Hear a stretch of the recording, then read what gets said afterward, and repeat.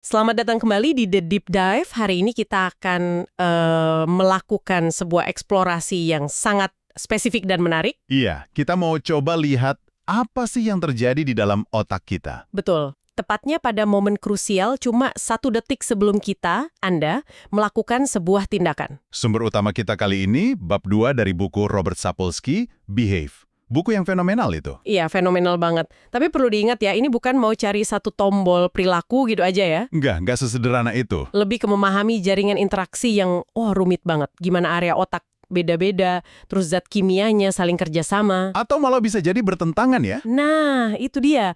Dalam sepersekian detik yang menentukan itu. Fokus kita kali ini benar-benar di konteks biologis langsung dari tindakan kita. Siap ya kita selami momen ini? Siap. Tapi mungkin perlu kita garis bawahi sedikit di awal. Silakan. Apa yang kita diskusikan ini ya, ini penyederhanaan.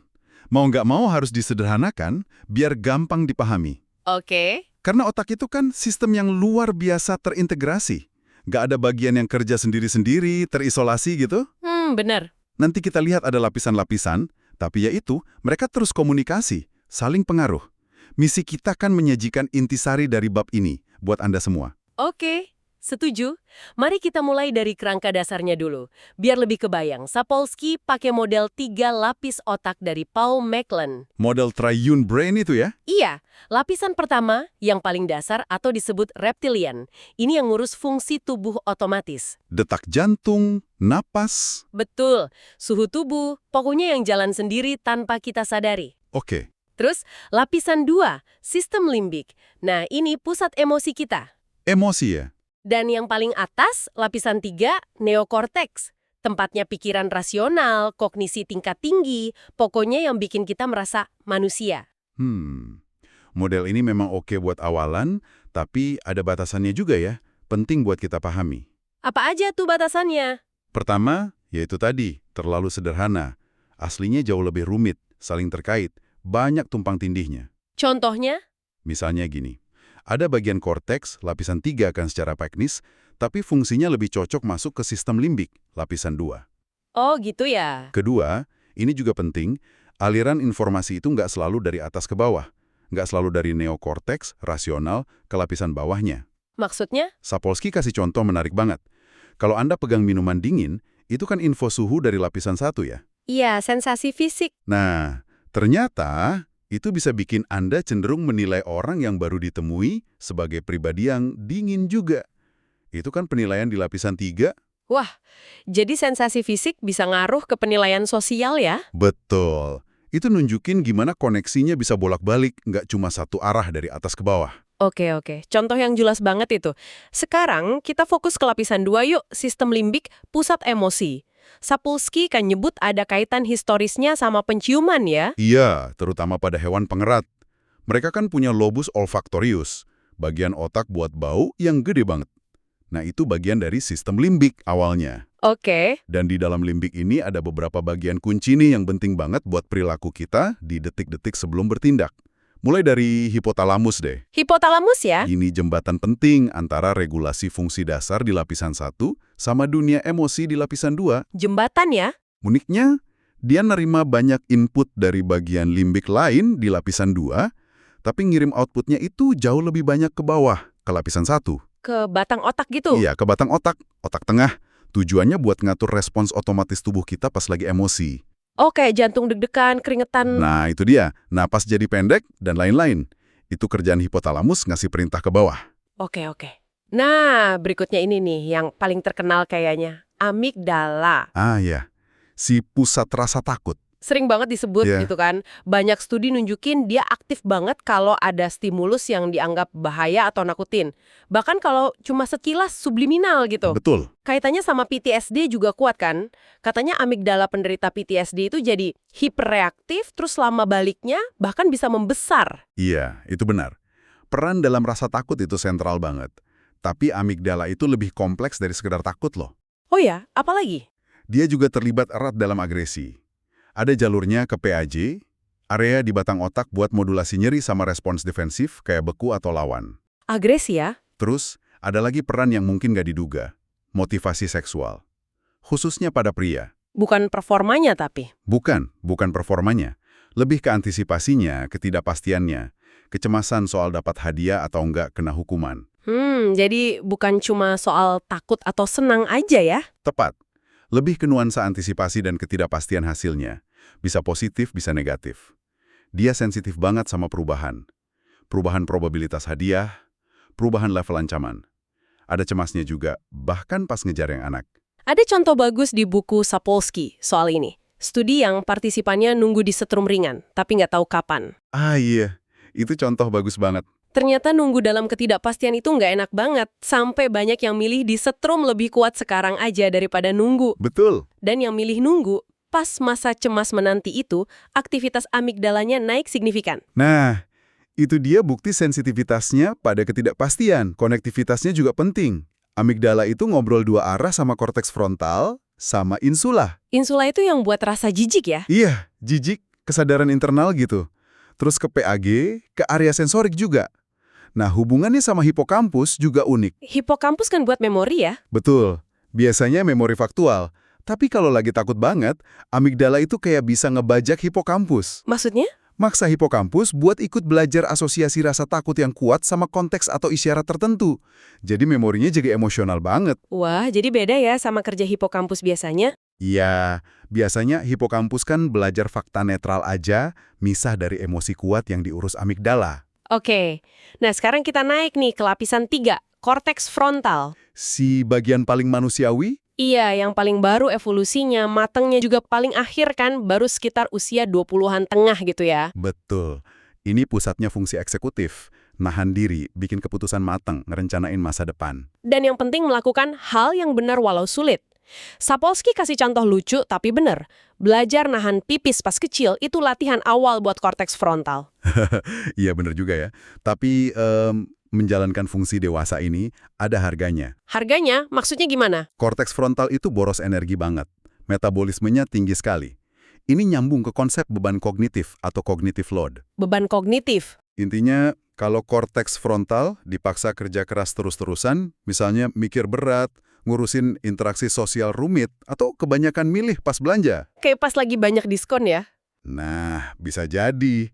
Kapasitasnya tuh terkuras, jadi performanya buat tugas berikutnya yang butuh kontrol diri atau mikir kompleks, itu bakal menurun. Bisa capek dia. Dan kalau capek gitu, efeknya ke perilaku kita gimana? Nah, itu bisa kelihatan banget.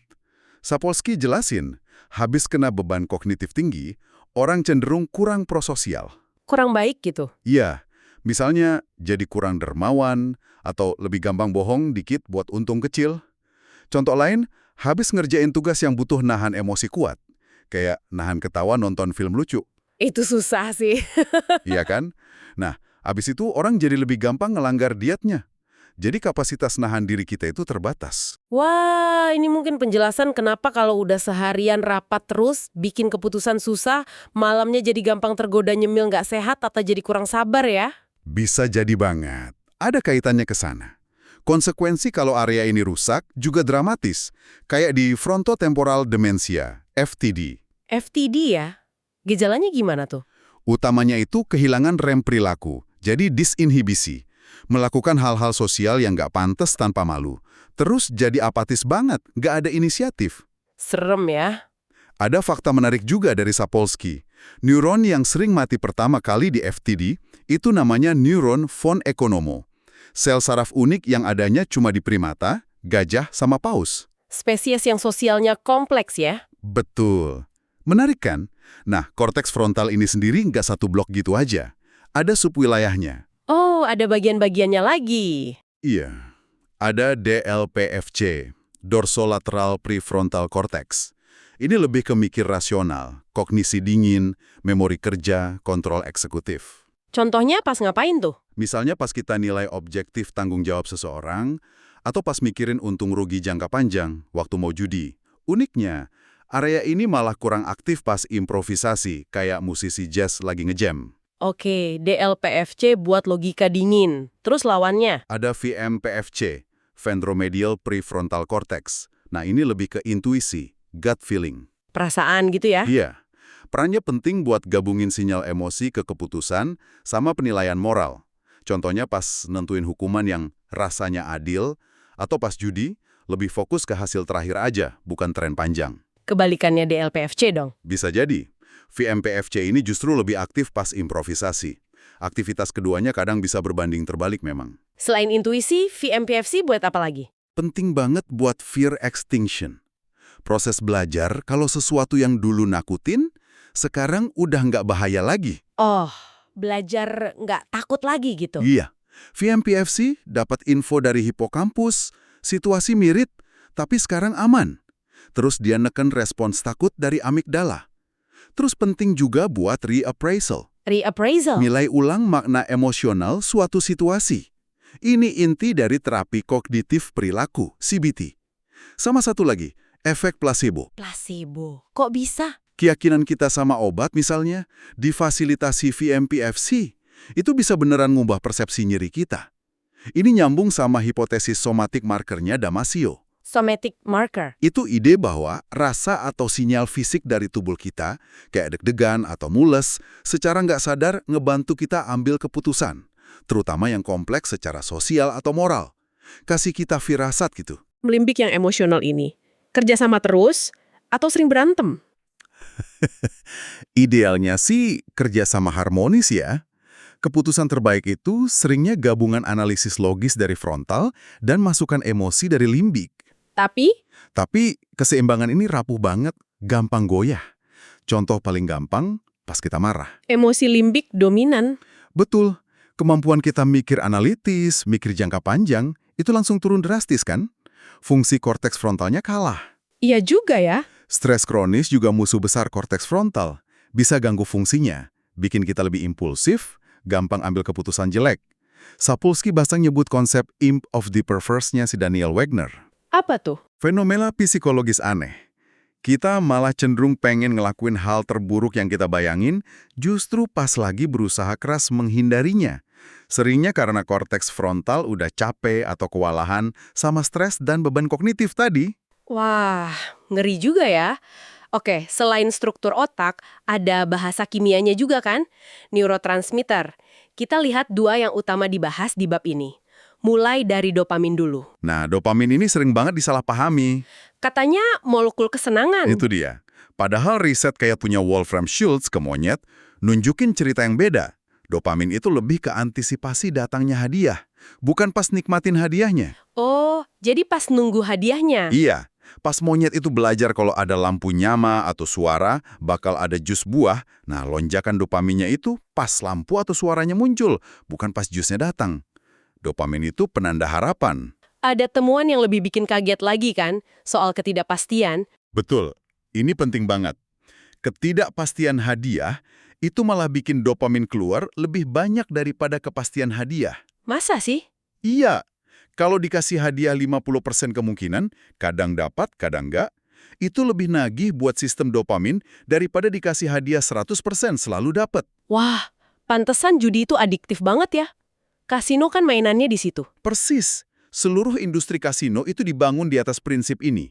Studi ke penjudi patologis nunjukin kalau momen hampir menang atau near miss itu ngaktifin dopamin mereka kuat banget. Beda sama ambiguitas ya tapi? Beda. Kalau ambiguitas murni, probabilitas nggak jelas sama sekali, itu cenderung nggak disukai. Beda sama risiko terukur yang probabilitasnya kita tahu. Oke, jadi peran dopamin di detik sebelum perilaku itu apa dong kalau bukan kesenangan? Dia pendorong tindakan. Perilaku buat ngejar hadiah yang diantisipasi tadi. Dopamin itu yang ngikat nilai hadiah sama usaha yang perlu kita keluarin buat dapetinnya. Maksudnya gimana? Kalau dopaminnya diblokir pas ada sinyal hadiah, monyetnya jadi malas ngekentuas padahal tahu ada hadiah. Sebaliknya, kalau area dopaminnya dirangsang, dia bakal nekentuas terus-terusan. Ini soal motivasi, dorongan buat bergerak. Ada interaksi sama korteks frontal juga kan? Ada banget. Korteks frontal, terutama DLPFC, itu yang ngitung ekspektasi lawan realita. Ngebandingin hadiah yang diharapkan sama yang beneran dapat. Terus gimana? Di studi lain, aktivasi nucleus accumbens, bagian sirkuit dopamin, itu bisa prediksi berapa orang mau bayar buat suatu barang. Pas harganya dikasih tahu. Kalau dianggap murah, VMPFC, emosi positif, aktif. Kalau kemahalan, insula, rasa jijik nolak yang aktif. Wah, canggih ya. Ini nyambung ke habituasi juga nggak sih? Nyambung banget. Kalau kita terus-terusan dapat hadiah buatan yang kuat banget, kayak dari narkoba, makanan super manis, atau bahkan sosmed, Hmm. sistem dopamin kita jadi kurang sensitif. Akibatnya, kesenangan alami yang biasa aja jadi terasa hambar. Kita jadi butuh stimulus yang lebih kuat lagi. Paradoksnya, makin banyak konsumsi, makin lapar kita. Oke, itu dopamin. Satu lagi yang dibahas, serotonin. Kaitannya apa nih sama perilaku sesaat sebelum bertindak? Sapolsky nyorot satu kaitan yang konsisten banget di penelitian. Apa tuh? Kadar serotonin yang persisten rendah itu sering banget nyambung sama agresi impulsif. Impulsif ya, bukan yang direncanain. Betul. Yang meledak-ledak, reaktif, beda sama agresi dingin yang terhitung. Serotonin rendah juga nyambung ke impulsivitas kognitif umum, kayak susah nunda kepuasan. Susah nunggu gitu ya. Iya, bahkan sama bunuh diri yang impulsif juga ada kaitannya. Ini sebab akibat atau cuma korelasi? Ada bukti kuat ke arah sebab akibat. Kalau kadar serotonin diturunkan pakai obat di hewan atau manusia, dalam studi terkontrol, perilaku impulsifnya cenderung naik. Oh, Sebaliknya, kalau serotonin dinaikkan, terutama di orang yang emang cenderung impulsif, itu sering bisa bantu ngurangi impulsivitasnya. Jadi fokusnya bukan agresi umum, tapi lebih ke kemampuan ngontrol impuls. oke. Cukup jelas. Mari kita coba rangkum sedikit ya, penjelajahan kita ke otak di detik-detik krusial ini. Jelas banget ini bukan proses simpel. Jauh dari simple. Lebih kayak panggung interaksi yang kompleks banget. Ada tarik-menarik, ada kerjasama antara dorongan emosi dari limbik, terus usaha ngerem dan mikir panjang dari korteks frontal. Ditambah pengaruh kurir kimia kayak dopamin dan serotonin tadi. Betul, nggak ada satu saklar tunggal pokoknya. Nggak ada. Kompleks ya? Terus dopamin bukan cuma kesenangan, tapi motivator buat ngejar hadiah, apalagi kalau nggak pasti. Dorongan buat bertindak. Dan korteks frontal kita, si CEO otak itu, ternyata bisa capek juga sama beban kognitif. Dan capeknya itu bisa ngaruh ke kemampuan kita buat bijak, empati, dan nahan diri. Punya keterbatasan energi dia. Penting banget nih buat negesin lagi. Paham biologi ini nggak berarti ngilangin tanggung jawab pribadi loh ya. Sama sekali nggak. Justru ini ngasih konteks yang lebih kaya. Konteks ya. Ini nunjukin kalau misain kaku antara biologis, psikologis, kultural itu seringnya nggak pas. Semuanya saling terkait, saling pengaruh di momen-momen itu. Nah, sebagai penutup, mungkin ada satu pemikiran buat kita semua renungkan? Boleh? Mengingat betapa rentannya korteks frontal kita sama kelelahan kognitif dan stres tadi. Iya. Dan dampaknya ke kemampuan kita bertindak baik. Betul. Gimana ya caranya kita bisa lebih sadar buat ngerancang lingkungan kita? Entah itu di kerjaan, sekolah, atau interaksi sosial sehari-hari. Lingkungan yang mendukung gitu. Iya, lingkungan yang secara aktif mendukung fungsi optimal korteks frontal kita. Bukan malah terus-terusan ngebebanin sampai limit, yang mungkin tanpa sadar malah dorong kita ke perilaku yang nggak kita inginkan. Gimana menurut Anda? Pertanyaan yang bagus banget buat direnungkan.